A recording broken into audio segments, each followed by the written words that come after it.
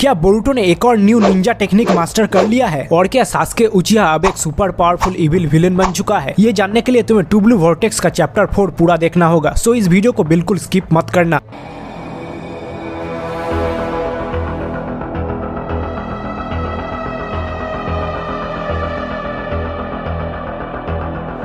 Chapter 4 के शुरू में ही हम कोड को टेंटेल्स के सामने देखते हैं, जब उसे बोरुटो के बोली हुई बातें याद आती हैं कि कैसे टेंटेल्स अब बदल चुका है और इन्हें अगर जल्दी से ठिकाने नहीं लगाया गया तो फिर हम सबका फ्यूचर बहुत बुरा होने वाला है। यह आखिर कैसे इतना डेंजरस है जबकि इसका मेन एबिलिटी ही है डिवोर करना। दूसरी तरफ कोनो हमें बोरुटो कुछ जाना पहचाना हैंड साइन बना के रेडी है। जल्दी करो बोरुटो, हमारे पास वक्त नहीं है। क्या तुम थोड़ी देर के लिए चुप रहोगे? मैं इसमें मेरे ग्रैंडफादर जैसा अच्छा नहीं हूँ। मिल गया। जिसके तुरंत बाद बोरुटो मिनाटो का signature technique flying rising use करता है और कोड के सामने टेलीपोर्ट हो जाता है। लेकिन गुफा के सामने पहुंचते ही टेंटेल्स वहां से गायब हो जाता है, जो देख के फ्रॉगी बोलता है, ये आखिर कैसे हो सकता है? टेंटेल्स अभी यही था, मैंने अपनी आंखों से देखा है और ये नामुमकिन है कि कोड इस हालत में टेंटेल्स को हटाया हो। लेकिन तभी बोरुटो के पीछे से वही बुड्ढा आता है जिसको हमने पहले डिवाइन ट्री में फंसे हुए देखा था। डैम इट, बहुत देर हो चुकी है। बग, क्या ये तुम हो? क्या तू बग उसे बोल रहा है जो उस ट्री में फंसा है? क्योंकि वो बग नहीं है, ये एक डिवाइन ट्री है। जब अचानक वही बग जैसे दिखने वाला डिवाइन ट्री बोरुटो पे अटैक कर देता है और बोरुटो को टक्कर मार के वही दीवार पे सटा देता है। क्या तुम अपने आप को मुझे ऑफर करने आए हो ओत्सुत्सुकी बोरुटो?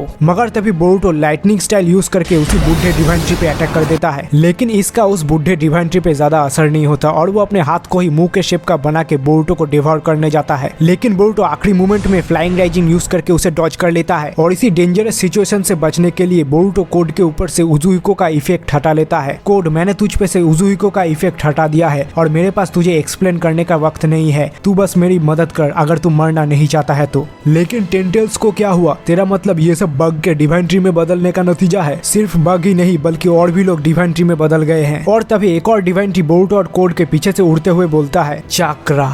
हम डिवाइन ट्री एग्जिस्ट ही करते हैं लिविंग क्रीचर्स से चाक्रा एक्सट्रैक्ट करने के लिए और उससे एक चाक्रा फ्रूट बनाने के लिए, और यही हमारा ओरिजिनल इंस्टिंक्ट था, एटलीस्ट अब तक। लेकिन शुक्रिया कोड, तेरी वजह से हम अब इवॉल्व कर चुके हैं, हम में अब सेल्फ अवेयरनेस आ गया है। और दूसरी तरफ से एक और फीमेल डिवाइन ट्री आती है। बेचारा कोड, तू आखिर में जोकर ही रह जाता है जिसे कोई भी कैसे भी यूज कर लेता है। मुझे तुझ पे हंसी आती है। और तभी बोरुटो के कोर्ट में बैठा हुआ फ्रॉग उन्हें रिट्रीट करने बोलता है क्योंकि सिचुएशन अब उनके हाथ से बाहर जा चुका है। मगर तभी बोरुटो चेहरा ढका हुआ एक और डिवाइन ट्री को देखता है, जिसे देखते ही बोरुटो के फेस का एक्सप्रेशन बदल के और ज्यादा सीरियस हो जाता है। दूसरी तरफ कोनोहा के होकागे के ऑफिस में कावाकी और शिकामारू इसी इंसिडेंट को लेके बात कर रहे होते हैं। जब शिकामारू कावाकी से पूछता है, क्या बोरुटो गायब हो गया? इसका मतलब उसने स्पेस टाइम निंजुत्सु मास्टर कर लिया है। मुझे नहीं पता उसने ये कैसे किया, मगर वो गायब हो गया। ऐसा लगा कि वो कोड के पीछे गया हो। तो तुम कहना चाहते हो बोरुटो कोड की वजह से ही वापस आया था? हाँ, और ये भी हो सकता है कि कोड और बोरुटो लिंक्ड है। वो गायब होने से पहले किसी से बात कर रहा था और ये कोई हमारे सेंसर यूनिट से तो नहीं होना चाहिए। जिस पे शिकामारू बोलता है, नहीं, सब सेंसर यूनिट का कंटेंट मॉनिटर हो रहा है,